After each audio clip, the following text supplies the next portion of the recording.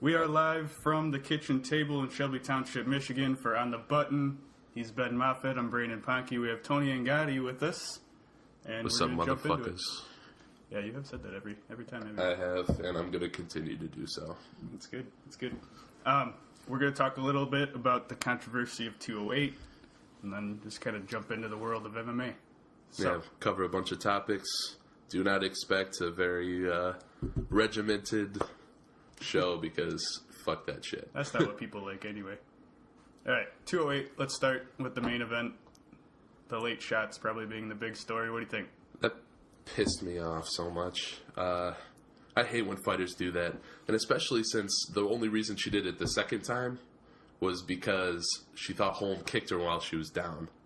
But the new rules, if you have one hand down, when you go from standing to putting a hand down, you can still get kicked in the face. So she had no right, absolutely no right to continue to hit her after the bell. And she claims to not be a dirty fighter, but what we seen that night was the definition of being a dirty fighter. She did it not only once, but she did it twice, and she hit after the bell.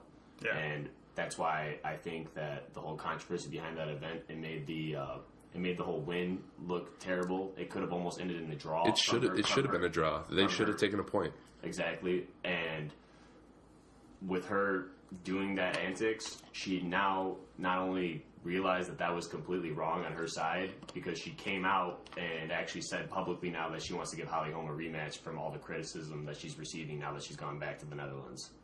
Which honestly might be good for Chris Cyborg, because I feel like Cyborg needs a little bit more time before she can get this shot. I think it's hilarious that Cyborg was saying that Durandamy's running from her, because the UFC wanted to set up a Cyborg title fight. Like, that was supposed to be the featherweight debut. Dana's publicly said that they made the 145 division for Cyborg. Just for Cyborg, yeah. And through the issues that she's going through right now with USADA, this kind of ruined their plans of having the Cyborg division. So she has no right to talk shit because she brought it all upon herself. I feel like it might be just kind of a go-to thing to say, because everybody's saying, "Oh, they're running from me." You hear McGregor say, Which, I mean, say it, everybody's saying that. Cyborg's gonna win. A lot of people do. A lot of people do all these antics now, but in that division, and from what Cyborg's done already to women at higher weight classes, and from what I've seen from her, I don't see, after seeing that poor performance by Holly Holm and Ronda May, it was a boring fight, including with the controversy after the bell. I see Cyborg smoking both of them. It was very lackluster for this card. I mean, you could kind of see that going in. I mean, you take Holm coming off 2 losses, and Durandamy had beaten people that were 0-6 in the UFC. She's 6-3 with nothing really big on her name. I think that whole because they just couldn't find people already in the organization that could make that right. Because right now, women's MMA being fairly new still compared to men's MMA. And women just in general not being as big as males. There's a lot less weight classes that you can spread it across from, and that was an issue with the UFC and even introducing the 145 featherweight division for women, because it's like, are we going to have the same 3 girls fight each other all the time? So, well, I mean, I think they're basically going to go off and just poach Invicta and all those promotions, because I think their plan is to do 4 women's divisions. You got strawweight, flyweight, bantamweight, and featherweight. I don't think they need any more than that, and I think they'll be able to get enough people for those divisions. I actually like that you said that right now, because I've actually thought that for a while now. I'm surprised that they don't have a women's 125 division. Yeah, especially because there's so many fighters from both so many women that could reach that would be very successful at 125. And I think it would actually be a more competitive division than the women's featherweight division would be. I remember Joanna saying that she wanted to fight at flyweight. So it's like, if they open that up, you already got your champ. Only problem is it would thin out divisions that really aren't that deep yet. Yeah, they're starting to, though. And actually, this is a bit controversial to say, and this is my opinion on this, but as far as the women's featherweight division, I truly believe that with the loss of the superstars that are happening right now throughout the UFC, and basically our last guy right now that's a huge selling point pay-per-view is McGregor. I mean, John Jones with his whole USADA issue where he ruined himself, and with Anderson Silva being completely old now and just kind of underperforming through all the injuries he's experienced and age and father time. Yeah, I mean he's 40, so I mean, and I still like that he's going out there to compete and he just wants to compete. That's beautiful. But through the lack of having really a big selling name now, I think they realize, and now that Ronda's gone, because she's lost the last 2 you don't events, know if she's coming back. We don't know. I think that the UFC's plan is to have Cyborg be a very dominant force in the women's MMA and have her kind of, they're hoping, I think, is that Cyborg will come into this women's featherweight division, dominate, and get the finishes that they want. Become a big star. And become a big pay-per-view seller where we say, well, Ronda's gone, and now the next woman up is, Chris Cyborg. Yeah. And she's always been in the talk. They've actually talked about Ronda and Chris Cyborg fighting each other, but they talked a lot of shit. Cyborg's way too big for her, and after seeing Ronda's last performances, she's already had one foot out the door for a long time. Honestly, Ronda's ideal weight would probably be flyweight. It's interesting you bring that up. It would be.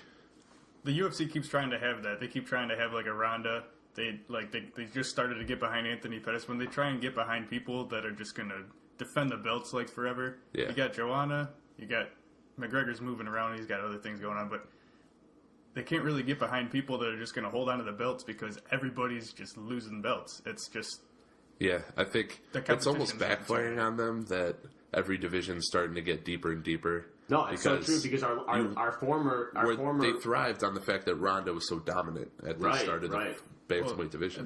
They've dominated, the entire time of the organization on people that have dominant. Right, like I was going to say right now is in the past we had GSP was the biggest earner. Yeah, we had GSP and we had Anderson Silva, who were both probably the two dominant, like GSP being probably the most dominant 170 guy we've ever seen, in Anderson Silva in the 185 division. That's why the problems with John Jones have been so huge, because he could have been the guy to break the record, the title defense record, and nobody's actually physically beat him yet. He's been saying that he wants to move up to heavyweight, so it's like if you can actually get him back, clean out light heavyweight, and then move up to light heavy.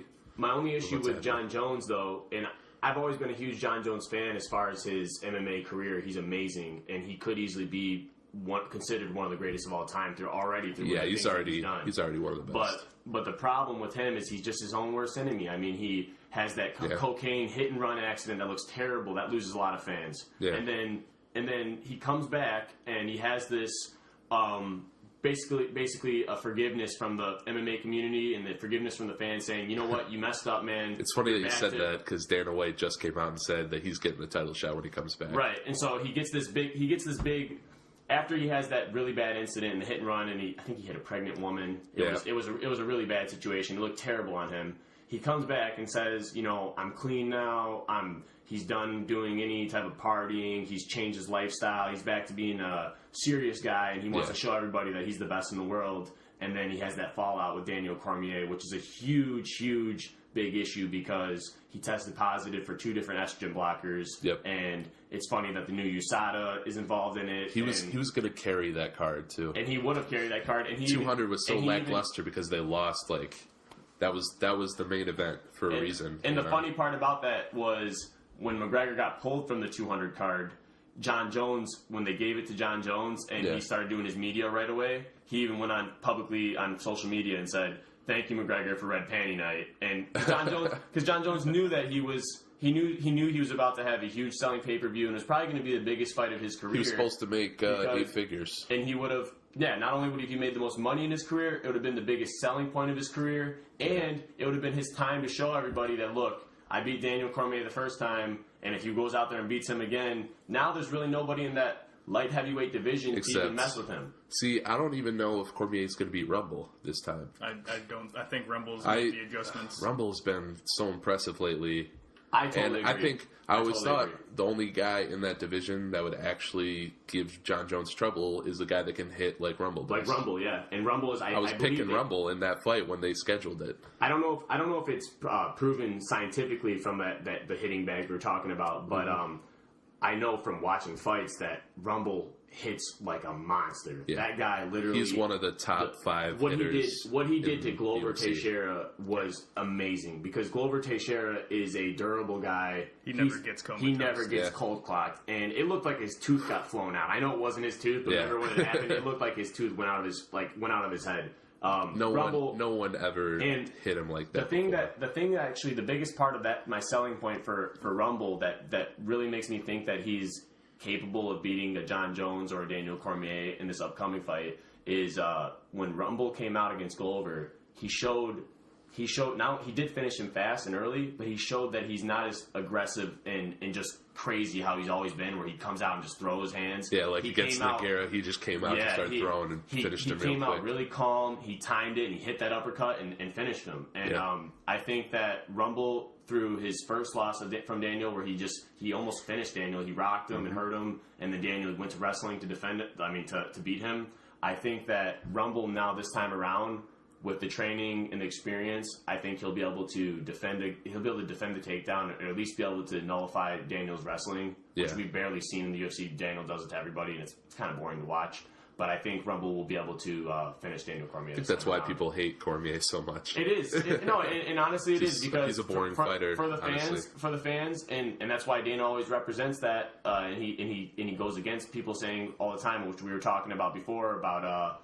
Recently, right here, when we had that controversy on the recent card when Anderson Silva fought Derek Brunson, the majority of people we actually pulled up from MMA analysts. There was 20 out of 24 people said that basically they said that Derek Brunson won the fight. Yeah. And even Dana White publicly came out and said, "Look,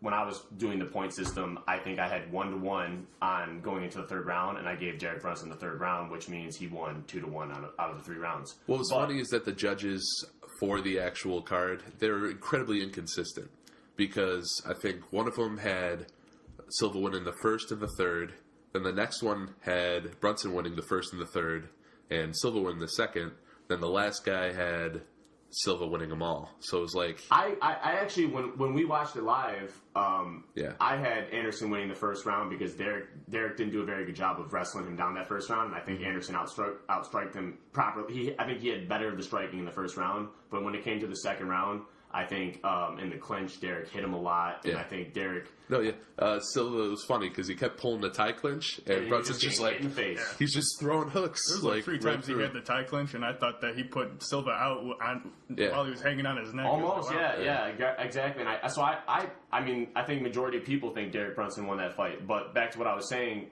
like Dana said, is, you guys, and for the fans speaking, we want to see finishes, and that's how they line their pocketbooks. When you got Conor I'm going to knock this guy out in the first round, knocks him out in the first round, people draw to that. You want that, and when we go into this situation where you have, I think Derek Brunson publicly said that this is BS, and I used MMA, and this is my job, and I won the fight, and I pay my family for this, and I want the bonus for winning the fight. Well, Dana publicly went out and said, "Listen, if you don't finish a fight, it's not on me, it's on the judges. So not only are you fighting the fighter, but you're also fighting the judges." And I think that's a really good point because it promotes fighters to get finishes. And I also think that's kind of why they didn't push so hard to get GSP back, because at the end of his career, after he got knocked out by Matt Serra, he started to get a lot to careful, and he wasn't really going. He wasn't going for finishes. The last 2 fights, which is how John Jones looked against OSP. Oh, totally. Yeah. Totally.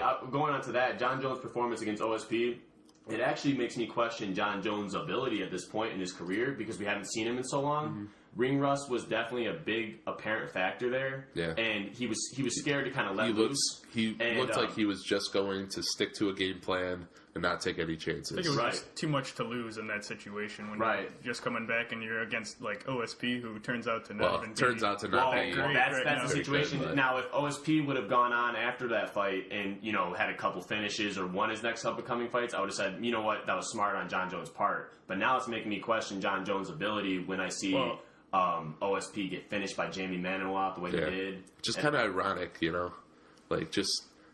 have such short memories when it comes to how we look at fighters. You got to they always say that, actually. They say you judge a fighter based on their last performance. Yeah.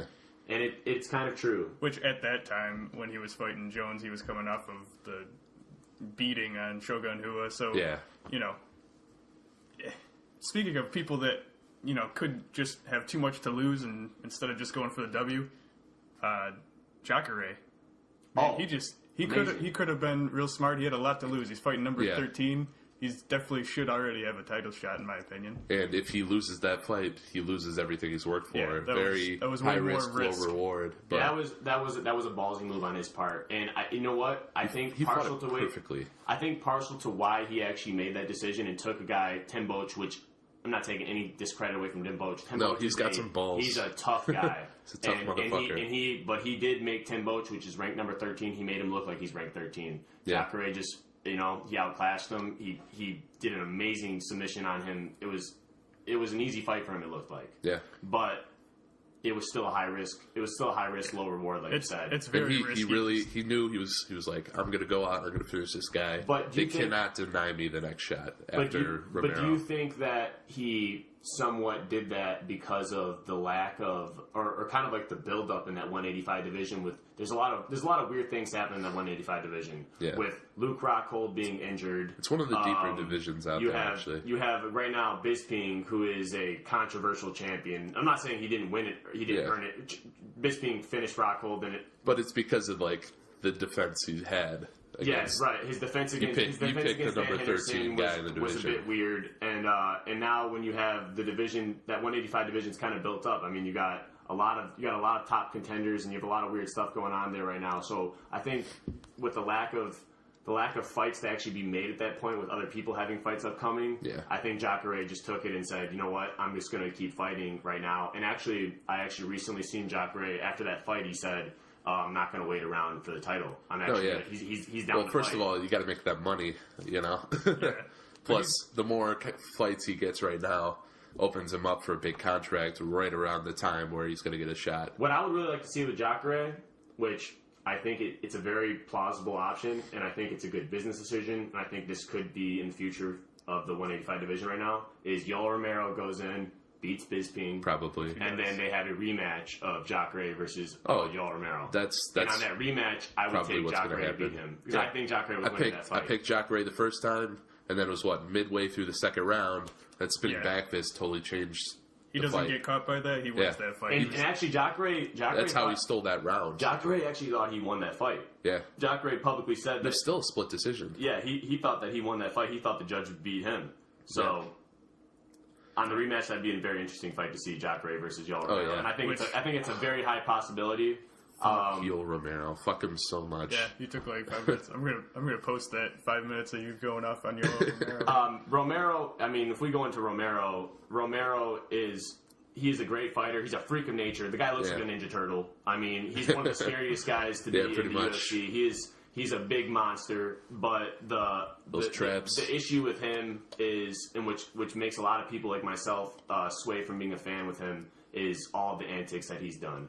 And I think it was against Kennedy. Was it against Kennedy? Soldier of God. Was it against Kennedy when he did that thing where they dumped water all over him? Yeah. And he was about... Took like an extra he almost 30 got finished seconds at the end of the round, I want to say. He almost got finished, and then they dumped water on him, and he took an extra... You're supposed to only have a 1 minute break in the UFC, and he had about a 2 or 3 minute break. Yep. And then he just recently did that again in his last performance against Chris Weidman. Weidman was winning the first 2 rounds. And they dumped water all over him. You know what? The guy is... When you look at Yoel Romero, someone like him, he's not only a threat in the UFC, but throughout his career, the guy's done international wrestling events. Yeah. And the guy knows basically... From what I've seen with him and from all the antics he's done, this guy's been doing these antics, and he'll do anything he can to get ahead in the fight. So-called soldier of God. And so-called soldier of God, but he does all these cheap antics, and it's out there. Everyone knows that he does eye pokes, kicking guys in the nuts. Oh, that was an accident. Yeah, and then when it happens to him, he is dramatic as fuck too. Like he gets just grazed, and they looked at one of them. It wasn't. I remember he was on top of someone in half guard.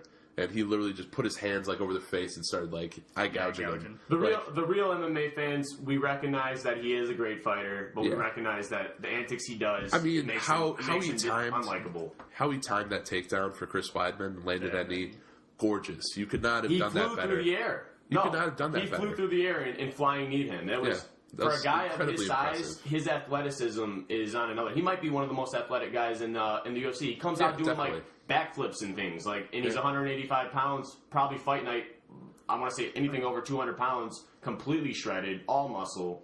I mean, a guy with his physical ability, a guy with his athleticism, and a guy with his size and know-how, I don't think there's any reason for why he should be doing these antics that makes people question his worth. With the bald head and the beard, he kind of looks like Rumble's dad. Well, remember when he won, and remember when he won against Chris Weidman, and him and Michael Bisping were going back and forth, and he's like Bisping's flipping him off, yelling over at Bisping. That was hilarious. He was calling him boy. He was saying, "Boy, come over here, boy." It just sucks that Bisping had, I think it was knee surgery, and so now he's out until I think at least May. Yeah, he's probably. I bet you, I wouldn't be surprised if they did that for 212 with Holloway and Aldo. Yeah, but hopefully they do it sooner than later because you really got to unclog that division a little bit. Like right now, you know what fights are going to be made, and depending on whether Souza gets impatient and takes another fight, I think he will. I think he actually will because of what you just said, because of Bisping being injured right now and not being able to defend his title, and they obviously Yoel Romero is going to sit on that because he knows I wouldn't be surprised if he wants the winner of Weidman Mousasi from, I think it's 210. That would be a very good fight, and I actually think that if Gagrad wins, if Mousasi wins, I think he would actually take the fight because from what I've seen from Mousasi he's now, got a chip on his shoulder. Yeah, he's hungry right now. He really, really wants to show everybody he thinks that he can beat everybody in the division. And actually, he's been impressive as of late. I never really put him up there. I didn't put Mousasi as being a top guy until his last year or two. He's been just dominating. Yeah. And imagine where he would be if Hall didn't land that spinning back. Oh yeah, that spinning back. Right. And because look at it, crazy. He still didn't go all the way out.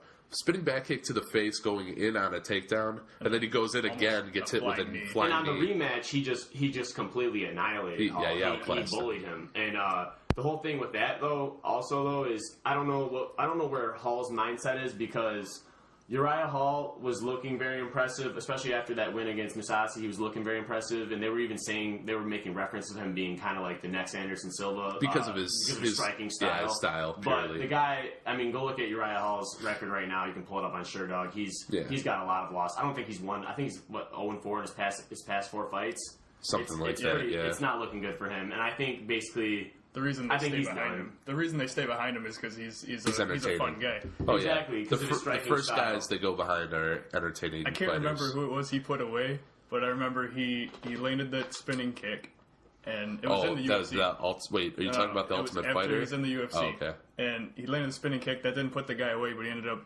just getting on top of this guy, TKOing him. Yeah. And then they go back to the replay, and his big toe snaps all the way to the left. Oh, yeah. And then he's saying, like, if you're hurt, just keep going. He's like, just got to keep believing in yourself and keep finishing. That's I what wonder. really got behind him. I think that was the Ron Stallings fight. Yeah, that was the guy.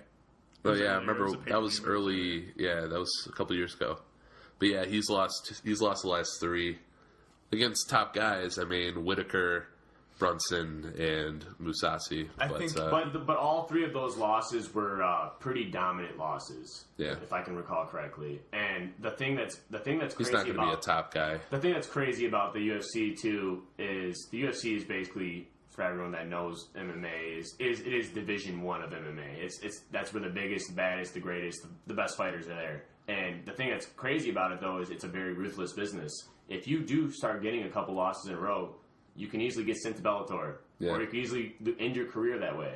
So, that's true. Luckily for him, he does have an interesting style, and they might still give him a couple fights, but he might be at a do-or-die standpoint at this point. If Uriah Hall was to come out again and lose to, maybe they give him a lower-graded fighter, and he was to take another loss, he might be done. So, I think that the biggest problem Hall has is he almost has the same issue that Anderson Silva has. He kind of needs to land a counter shot. That's why I don't think Silva won this fight. He was kind of sitting back to counter. He had more output than usual, but especially like old Anderson Silva, man, he would always just wait for you to come to him, land the counter.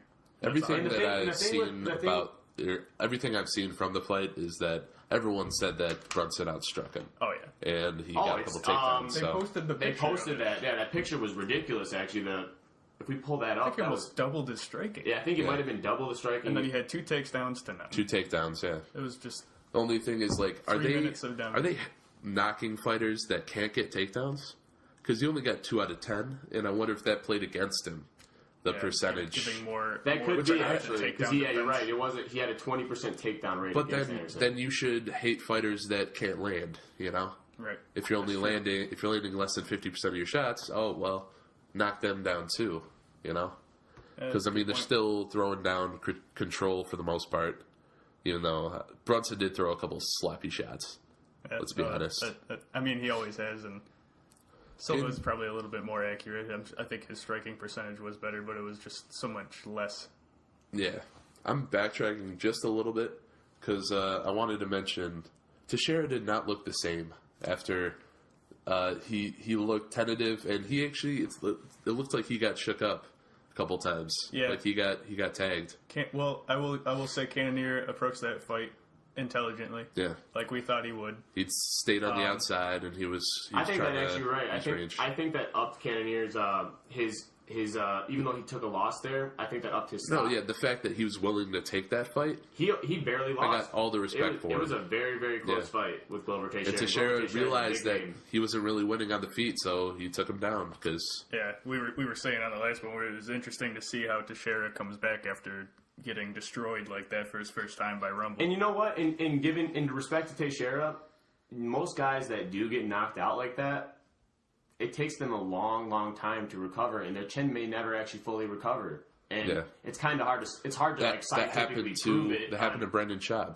It's happened to a lot of guys. Up and coming guy that was really starting to make waves in the heavyweight division, and I think he got knocked out by Ben Rothwell. Yeah, he rocked Rothwell, was going to finish, got caught, and knocked out, and became a glass he started. kid. Yeah, it happened to Bigfoot Silva too. When I pull up this name right now, going down to the featherweights with Chad Mendez. Yeah. I thought Chad Mendez for the longest time. I thought he was a very, very possible championship belt taker. He was a high competitor in the featherweight division, and he looked really good against Conor when they fought. I mean, he fought him really well, and he just used too much of his energy.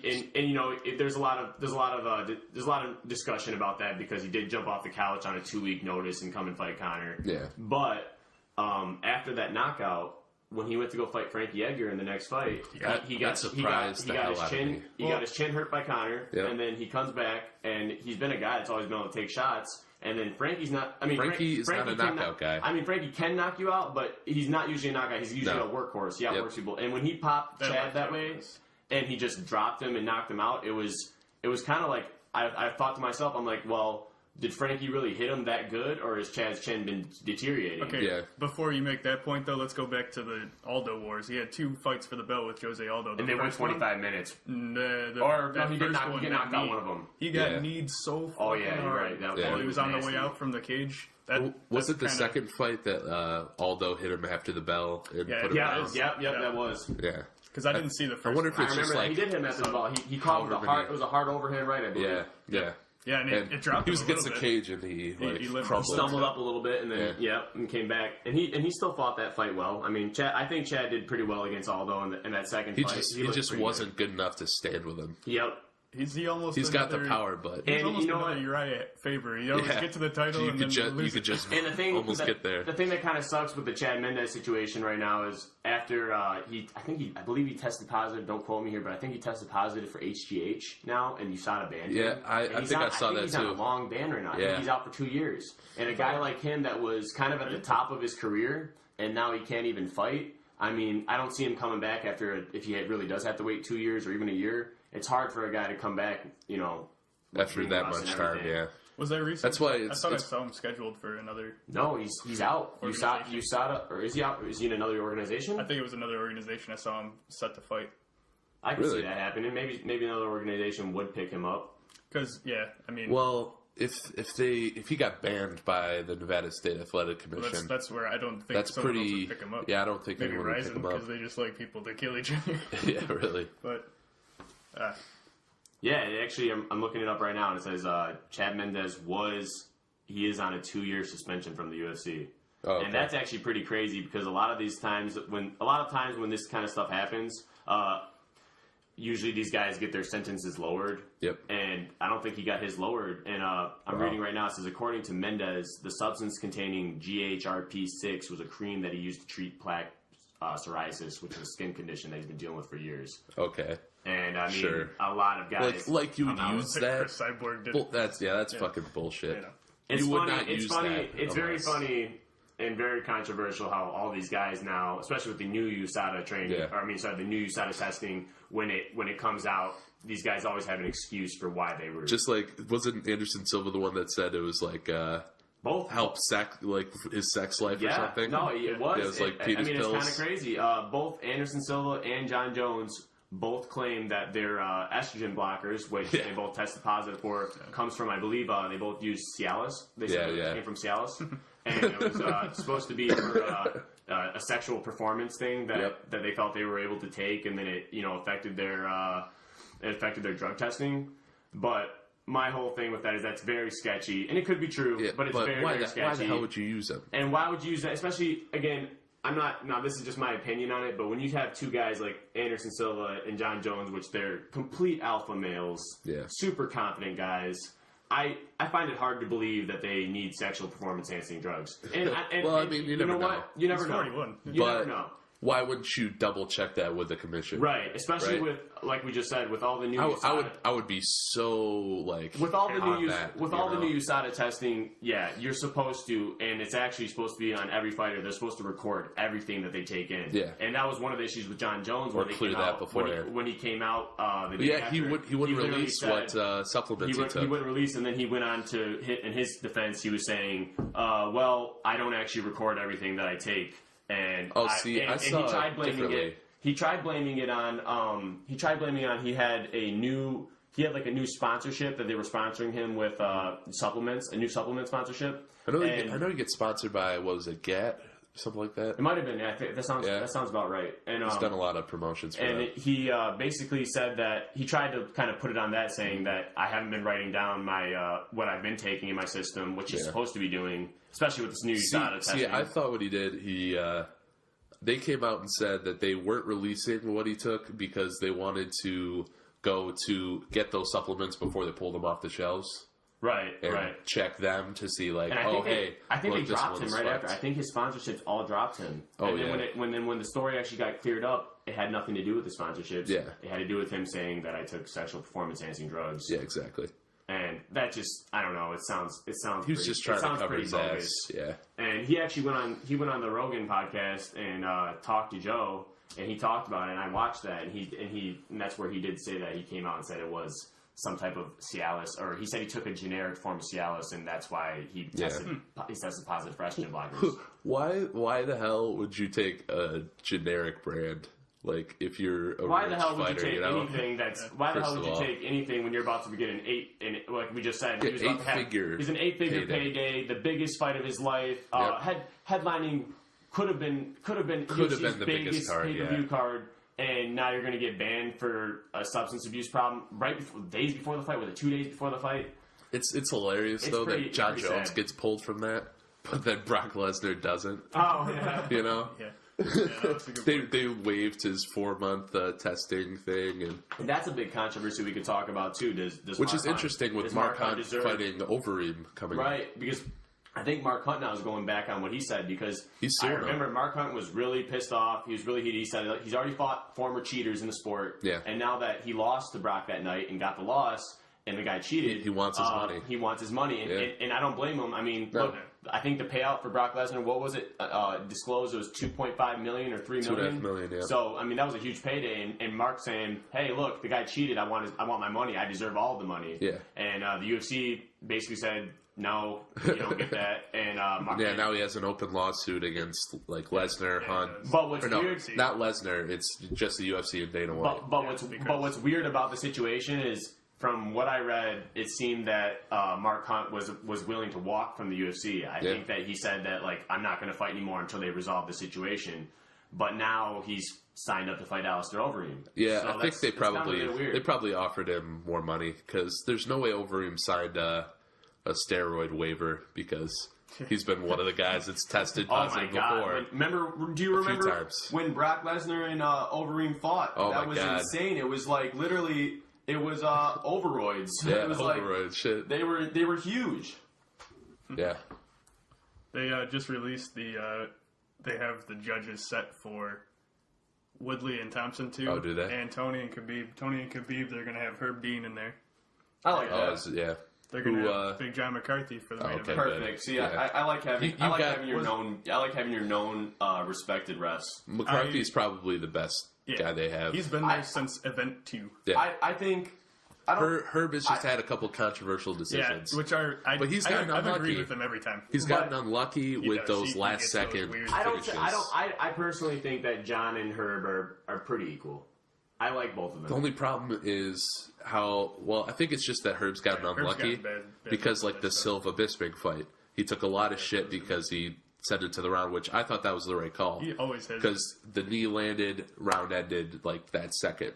Yeah. But when it comes to the Cowboy Masvidal fight, that should have been stopped. I felt terrible. I mean, Cowboy's a tough motherfucker. He's a tough guy. He will never say bad things about Herb Dean for doing that because that's what he probably wanted. Well, you know what? The thing about that's very, very controversial is, okay, when we look at it afterwards and he came back out in the second round and he got messed up and he got knocked out. It looks really bad because he basically got knocked out twice in one fight. Yep. Cowboy Cerrone got knocked out twice by Jorge Masvidal in more one fight. damage than he needed. But the thing that when they went to his corner, I think it's more on his corner. Yeah, his corner, you're right. His coaches, instead of saying, you know what, man, you fight every week, you're a badass dude, regardless of you taking a loss here and there. I mean, you're playing Cowboy really does play the odds game. He fights.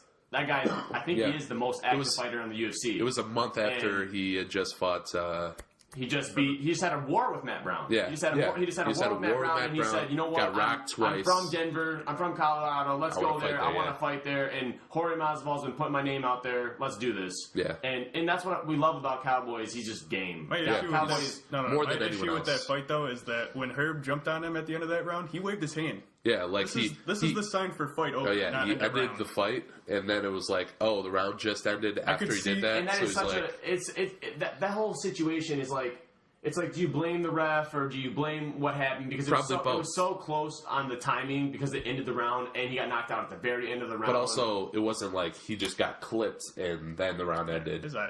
He was getting punched in the face. He looked like he was done. It looked like he was out. It looked like a clear-cut knockout. Right when it happened to, I was like, God, I think they're both at fault. It happened to Herb again. And I think, like Herb I said, should have stopped it, and the corner should have thrown in the towel. But now, in defense of the corner, which is Cowboy probably wouldn't let him do it anyways. That's what I'm saying is the ego gets involved in there, and you have a guy like Cowboy who is such a high-level guy that he could come back and win a fight. So and Cowboy's done it plenty of times. I mean, even against Matt Brown, the only problem is Masvidal was dominating him on the feet for most of that round. He was, yeah. But like I said, right here is even when Cowboy in his recent battle right before Jorge Masvidal with Matt Brown, I scored that. Man, I think that Matt Brown was winning that fight. Yeah, and then Cowboy, knocked him out with the head kick in insane fashion. It was beautiful. He won. So then, when you have a guy like Cowboy who is such a high level guy and he's so tough. His corner has a dilemma there because they either do the smart thing, which I think would have been the right thing, would have been throwing the towel and say, you know what, fight another day. Yeah. But then you might have had him get pissed off if they didn't let him do it, and Cowboy might have said, you know what, man, I could have recovered and I could have came back and won that fight. Yeah. So that one was, it was crazy. His whole corner be like, no, we couldn't throw the towel. He'd beat the shit out of all of us.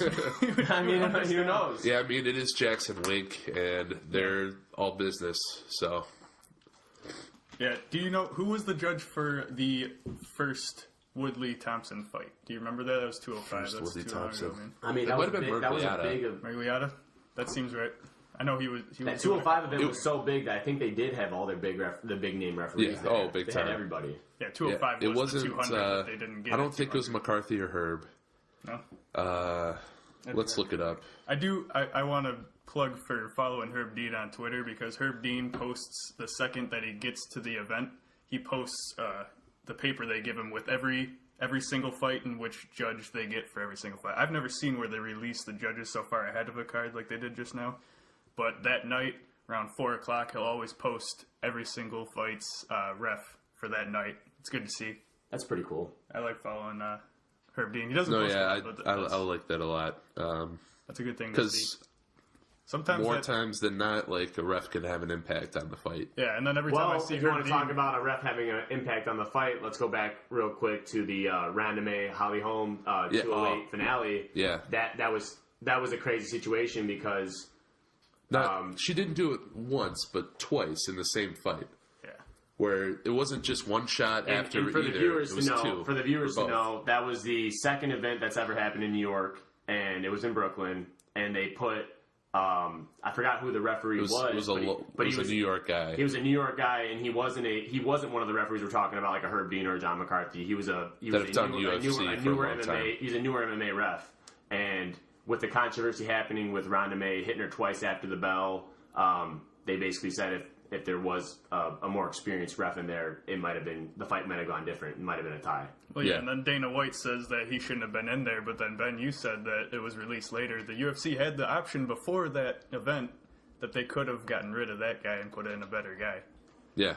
But hindsight's always 20/20. It's kind of like, it is up to the commission to put in the right guy. That's their final decision, but UFC did not come out and say, like, oh, we wanted this guy to ref that fight. Yeah, that's just something that's always going to come out after something like that happens. It's he said, she said, yeah. You know, like... If there's a controversy, it's always going to go... And it's hard to point fingers there, because if the fight would have been a great fight, then we could have said, wow, man, this new referee is, he's a great referee. Oh, yeah. But because of the controversy that happened, now everyone's saying, wow, we don't want that referee again. That's what's funny about it, is you can have a perfect stoppage. No one ever says anything, but maybe Brian Stan and John Anik. But if anything bad happens, that's when you hear about the ref. That's why I feel so bad for Herb Dean. Because go back to Herb Dean's whole career, and he's, especially as of late, is when all the bad luck stuff, like every finish, is he's basically just getting screwed. The biggest one lately was he was there for Nunes and Rousey, and everyone was lighting him up because Rousey was still on her feet. He was out on her feet. Yeah, she was out, and she would have just taken more damage than she needed to. Her coach, Jim Edmond, I don't even know his name because he sucks so hard. He's so awful. He ruined Travis Brown. Travis Brown. Oh yeah, we'll get to that. But Edmond made like a big deal about that being an early stoppage and how that being bullshit. It's like she was really going to get hurt and was only going to get worse. So yeah, if you actually give a shit about your fighter, then don't say dumb shit like that. Yeah, that's just that might have been him knowing that his career was slipping away. And just lashing out, but I always support Herb Dean. You guys feel like we could do another 45 minutes? Yeah, I think so. All right, we're gonna cut this one off. This has been episode 3 of On the Button. We're gonna cut it off and then just start another one. Thanks for listening, guys. Peace out, y'all. We are live.